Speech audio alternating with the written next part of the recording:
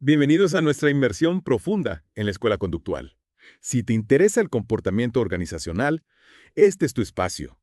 Vamos a explorar cómo esta escuela revolucionó nuestra forma de entender la gestión de personas en las empresas. Así es. La escuela conductual surge en una época dominada por la eficiencia y la productividad, dejando de lado a las personas. Imagínate una fábrica donde los trabajadores son solo engranajes de una máquina. La escuela conductual dijo, alto, hay que entender a las personas, sus motivaciones, sus necesidades, para que las empresas realmente funcionen. Ok, me queda claro el contexto histórico. Pero, ¿cómo se traduce eso en la práctica? ¿De qué manera la escuela conductual transformó la gestión de personas? Bueno, uno de los cambios más importantes fue integrar la psicología y la sociología al mundo empresarial. De psicología y sociología en la oficina. Suena un poco extraño. No lo es tanto si lo piensas bien. La psicología nos ayuda a comprender la motivación, la percepción, el aprendizaje. Piensa en cómo los estudios sobre el refuerzo positivo cambiaron las estrategias para aumentar la productividad. Ya no se trataba solo de un salario, sino de entender qué incentivos realmente funcionan para cada persona. Entiendo. Ya no se ve al empleado como una máquina, sino como un individuo con necesidades y motivaciones propias. Exacto. Y la sociología nos ayuda a entender cómo funcionan los grupos, la cultura organizacional, las estructuras de poder. Imagina que quieres formar un equipo de trabajo de alto rendimiento. No basta con juntar a personas talentosas. Hay que comprender las dinámicas que se generan entre ellas. Interesante. Entonces, la escuela conductual no solo se centra en el individuo, sino también en cómo este individuo interactúa con su entorno laboral. Exacto. Y de ahí surgen sus grandes aportes. La investigación sobre la motivación, el Oh. liderazgo y la dinámica de grupo. Hablemos de motivación. ¿Qué nos dice la escuela conductual sobre cómo motivar a los empleados? Uno de los cambios más importantes fue el enfoque en las necesidades psicológicas. Ya no se trata solo del salario, sino de considerar factores como el reconocimiento, la autorrealización, el desarrollo profesional. ¿Y cómo se traducen estas ideas en la práctica? Piensa en Maslow y su pirámide de necesidades. Las empresas que solo se enfocan en las necesidades básicas, como un salario justo o condiciones de trabajo seguras, están en la base de la pirámide. Pero para motivar de verdad hay que apuntar a los niveles superiores. Pertenencia, estima, autorrealización. Eso explica por qué muchas empresas invierten en crear un buen ambiente laboral, en ofrecer oportunidades de desarrollo profesional. Exactamente. Y luego tenemos a Herzberg con su teoría de los dos factores, que distingue entre factores higiénicos y motivadores. Me suena, Ujú. pero recuérdamelo. ¿Cuál es la diferencia entre estos factores? Imagina que trabajas en un lugar con un buen salario, buenas condiciones de trabajo, relaciones cordiales con tus compañeros, todo perfecto, ¿verdad? Pero te sientes realmente motivado a dar lo mejor de ti. Esos son los factores higiénicos. Su ausencia genera insatisfacción, pero su presencia no necesariamente genera motivación. Entonces, ¿qué es lo que realmente motiva a los empleados? Los factores motivadores, el logro, el reconocimiento, la responsabilidad, el crecimiento. Cuando estos factores están presentes, las personas se sienten satisfechas y motivadas intrínsecamente. Quieren hacer un buen trabajo por el simple hecho de disfrutarlo y de sentir que están creciendo. Fascinante. Entonces no se trata solo de tener un buen ambiente laboral, sino que el trabajo en sí mismo sea motivador. Exacto. Y aquí entra en juego otro autor clave de la escuela conductual, Douglas McGregor y sus teorías X-A-S. ¿Ah, sí? He oído hablar de ellas, pero no estoy seguro de entenderlas del todo. En pocas palabras, la teoría X ve al trabajador como alguien perezoso que necesita ser controlado y dirigido, la teoría, y en cambio lo ve como alguien creativo, responsable, que busca la autorrealización a través del trabajo. Dos visiones completamente opuestas. ¿Y cómo se aplican estas teorías en la práctica? Imagina un jefe que constantemente está controlando a sus empleados, que no confía en ellos, que solo los motivas a través de premios y castigos. Ese jefe está operando bajo la teoría X. Suena bastante desagradable. Lo es. Ahora imagina a un jefe que delega responsabilidades, que confía en la capacidad de sus empleados, que les da espacio para crecer y desarrollarse. Ese jefe está más alineado con la teoría. Claramente la teoría ahí parece mucho más humana y efectiva. Lo es. La escuela conductual en general promueve un estilo de liderazgo más participativo, donde se valora al individuo y se fomenta su desarrollo. Y hablando de liderazgo, la escuela conductual no se limita a las teorías XX, investiga a fondo los diferentes estilos de liderazgo y su impacto en los equipos. ¿Te refieres a estilos como el autocrático, el democrático, el laissez-faire, esos que estudiamos en la universidad? Exactamente. Pero la escuela conductual va más allá de las definiciones básicas. Por ejemplo, tenemos los estudios de la Universidad de Ohio que identificaron dos dimensiones clave del liderazgo: la consideración y la estructura de inicio. Recuerdo vagamente esos conceptos. ¿Podrías refrescarme la memoria? Claro, la consideración se refiere al grado en que el líder se preocupa por el bienestar de sus subordinados, los trata con respeto, fomenta la comunicación bidireccional. La estructura de inicio se refiere a la medida en que el líder define roles, establece objetivos, organiza el trabajo. Interesante.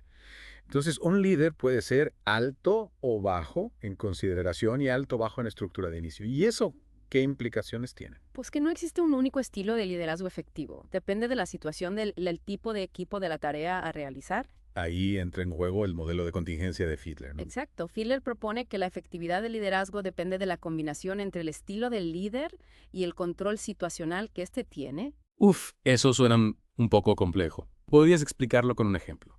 Imagina un equipo de bomberos en una situación de emergencia. En ese contexto, un estilo de liderazgo más directivo con alta estructura de inicio probablemente sea más efectivo.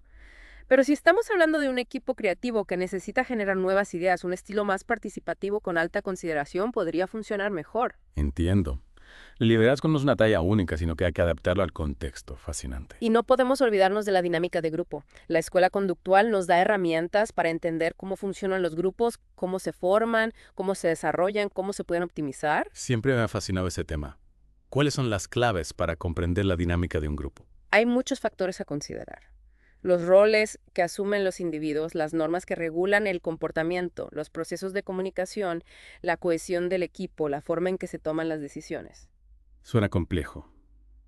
¿Podrías darme un ejemplo concreto de cómo la comprensión de la dinámica de grupo puede ayudar a un líder? Imagina un equipo de trabajo donde hay un conflicto constante entre dos miembros. Si el líder comprende las causas del conflicto, los roles que cada uno está jugando, las dinámicas de poder que se están generando, podrá intervenir de manera más efectiva para resolverlo. Claro.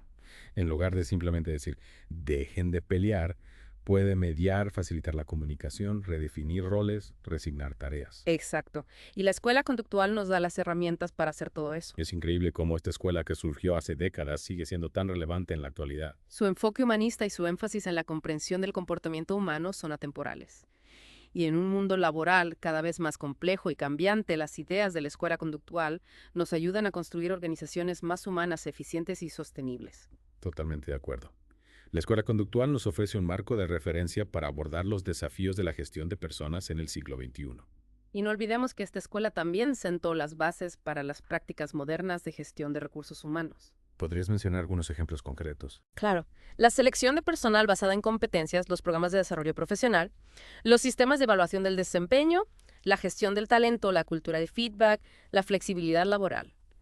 Todas estas prácticas tienen su origen en los principios de la escuela conductual. Es realmente impresionante el legado que ha dejado esta escuela. Me parece que su impacto va mucho más allá del mundo empresarial. Tienes razón. Sus principios y teorías se pueden aplicar en cualquier ámbito donde haya personas interactuando. Familias, escuelas, organizaciones sociales. Entender la motivación, el liderazgo, la dinámica de grupo nos ayuda a construir relaciones más saludables y productivas en cualquier contexto. Totalmente de acuerdo. Y con esta reflexión creo que es un buen momento para tomar un respiro y profundizar en algunos casos de estudio que ilustran la aplicación de estos conceptos en la práctica. De vuelta en nuestro viaje por la escuela conductual, listos para ver cómo todo esto se aplica en el mundo real. Exacto, pasemos de la teoría a la práctica con algunos casos que demuestran el poder de la escuela conductual. Me encanta. ¿Qué te parece si comenzamos con un ejemplo de cómo la motivación y no solo dinero puede transformar a un equipo? Claro, imagínate una empresa textil con alta rotación de personal, los empleados iban a otras fábricas por mejores salarios. Un problema común en muchos sectores. ¿Cómo lo abordaron? En lugar de solo subir los sueldos, implementaron un programa de reconocimiento al mérito, se crearon sistemas de evaluación transparentes, se abrió espacio para la retroalimentación y se empezaron a dar bonos por logros específicos. Apuntaron a los motivadores de Herzberg, ¿no? Reconocimiento, logro, responsabilidad. Exactamente, y los resultados fueron increíbles. La rotación disminuyó la productividad, aumentó la moral del equipo, se disparó los empleados, se sentían valorados, motivados a dar lo mejor, no solo por el dinero, sino por el reconocimiento a su trabajo. Un ejemplo perfecto de cómo aplicar la teoría de los dos factores para crear un ambiente laboral más satisfactorio y productivo. ¿Y qué me dices de liderazgo? ¿Tienes algún caso que ilustre su importancia en la dinámica de grupo? Claro, pensemos en un equipo de desarrollo de producto que estaba trabajando en un nuevo lanzamiento. El líder con un estilo autoritario controlaba cada detalle sin consultar al equipo. Un ejemplo clásico de la teoría X en acción. ¿Y qué pasó? El equipo estaba desmotivado, la comunicación era terrible, la creatividad se ahogaba, nadie se sentía parte del proyecto, lo que afectaba la calidad del trabajo y los plazos. Un escenario que lamentablemente se repite en muchas empresas. ¿Cómo se logró cambiar? La empresa decidió trabajar con un coach para que guiara al líder a través de coaching, aprendió a delegar, a escuchar a su equipo, a fomentar la colaboración. Un cambio hacia la teoría. ¿Y cómo reaccionó el equipo? ¿La transformación fue radical?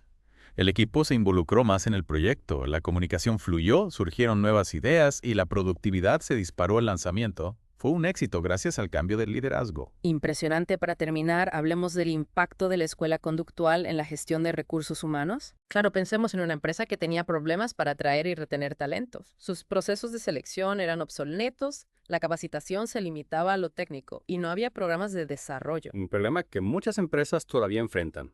¿Qué hicieron para modernizarse? Inspirándose en la escuela conductual, implementaron cambios profundos, diseñaron procesos de selección por competencias, crearon programas de capacitación en habilidades blandas, implementaron sistemas de evaluación del desempeño y establecieron planes de carrera para los empleados. Una transformación total enfocada en el desarrollo de las personas. ¿Y qué resultados obtuvieron? La empresa se convirtió en un imán para el talento, la retención aumentó, la productividad mejoró y la empresa logró un crecimiento sostenido. Un claro ejemplo de cómo la escuela conductual no solo mejora el ambiente laboral, sino que también impactan los resultados de la empresa. Exacto. Y estos son solo algunos ejemplos del impacto de la escuela conductual. Sus principios y teorías siguen vigentes, ayudándonos a comprender el comportamiento humano en las organizaciones y a crear entornos de trabajo más productivos y satisfactorios. Totalmente de acuerdo, hemos recorrido un largo camino desde los orígenes de la escuela conductual hasta su aplicación en el mundo real. Y lo más importante es recordar que desde nuestro lugar en la organización podemos aplicar estos conocimientos para construir un mundo laboral más humano y eficiente. Exacto. Y con esa reflexión llegamos al final de nuestra inmersión profunda en la escuela conductual. Esperamos que este viaje les haya resultado útil e inspirador. Hasta la próxima, Camilo.